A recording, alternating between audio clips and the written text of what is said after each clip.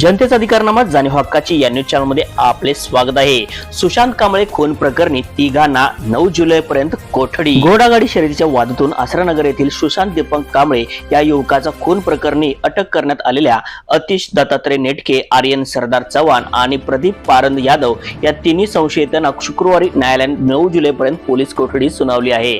शहापूर परिसरातील सरोजिनी नायडू विद्यालयाच्या पिछाडीस गुरुवारी सकाळी रक्तबंबाळ अवस्थेतील तरुणाचा मृतदेह मिळून आला होता।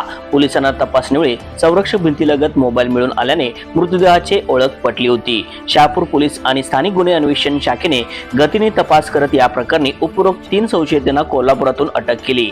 या तिघांना आज न्यायालयासमोर हजर केले असता सर्वांना 9 जुलैपर्यंत पोलीस कोठडी सुनावण्यात आली आहे। न्यूज चॅनल प्रतिनिधी श्री सचिन खोंद्रेसह